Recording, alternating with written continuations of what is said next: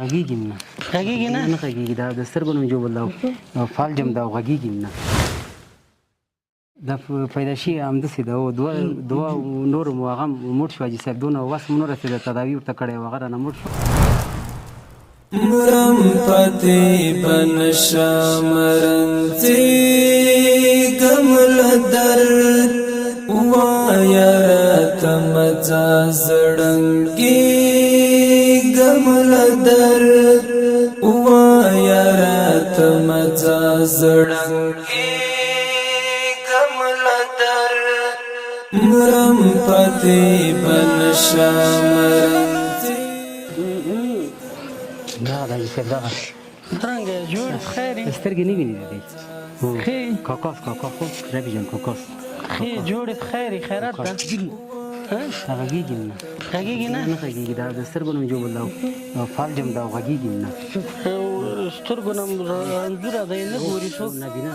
نابینا نه غږیږي او تکلیف یې همدا دی دی ته پیدایشي همداسې دی دا پیدا شي همداسې دا دوه نور مو هغه مړ شو حاجي صاحب دونه وس مو نه رسېده تداوي ورته کړی و هغه رانه مړ شو دغه یو پاتې ده د 13 کلونو هلک ده دغه د قرار کور کې برو ده په ځای ماشره په ځای ده زه خدمت یې کوم زه چې نه یې مور یې کوي یا بیرون په خو یې نیسي هلته ځای ته خپله نه کښېني مونږ یې بیرون باسو تشناب ته هغه ته نیسو یې وړوي دغسې حالات هم ورځ بد ده ډېره داسې ورځ هم راغلی ده چې مونږ یې هغه خبره کور کې وږي ویده شوي یاست Mamma dadi bachayega خوب هستین خوب هستی جور هستین بخیر هستین Madem bachayeg mai vada yachmaga bararam na mera اوس دی چې دوی په مشکل بوغ دی ته ورسره څه رقم ژوند تېروي د ژوند نه د څه احساس کې څه رقم زړه کې دی څه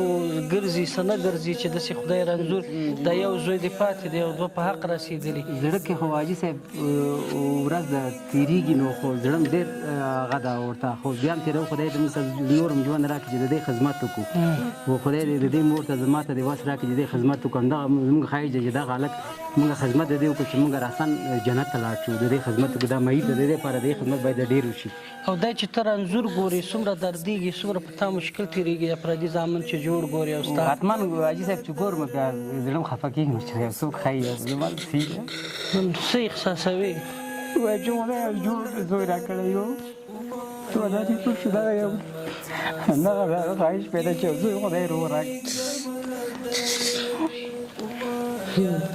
ډېر ورته کړېږي ډېر ځورېږي ډېر ځورېږي مو نو زوی در اولاد ته څوک پرېږدي اولاد پتی بنشا مرنتی کمل درد وایا تمزا زړنګي کمل درد کورنۍ ته راغلی یاستو چې دغسې رنځور هم لري او سر تکلیف هم لري چې موږ ورته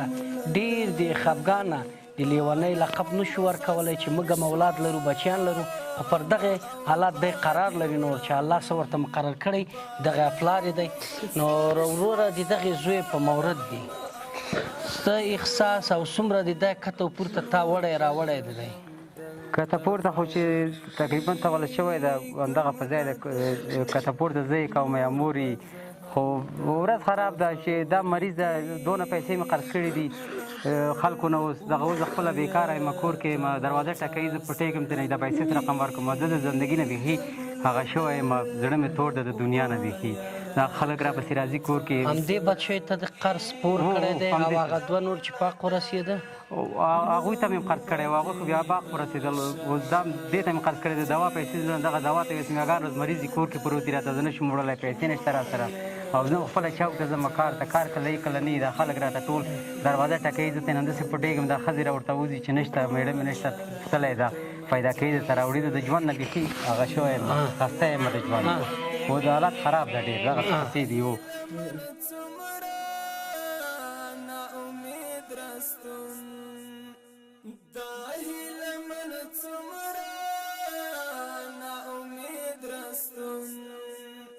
ګور مینن حال تسوځي کمل درد وایا تمزا زړنګي کمل درد وایا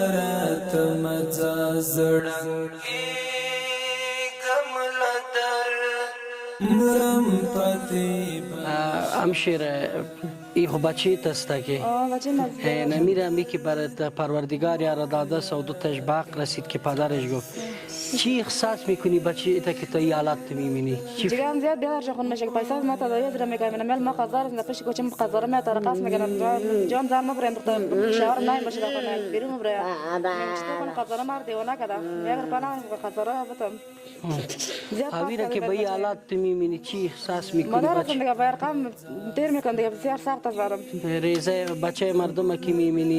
یا مثال خوارزاده یا دی کوچه مردم که میبینی بچه احساس میکنی؟ جگرم زیاد خود میشه زیاد گیرم میکنم خدا میگه الله جور مال خدا پاک میده پیسه ما تداوی خود میگه بچه باید دکتر میگه خون سر نمیخوره من پیسه تداوی خود من ندارم زیاد قزار از من قزار رایم بعد من کار میکنم قرض میکنم حالا من قرض نمیدم قرض دیگه من مونده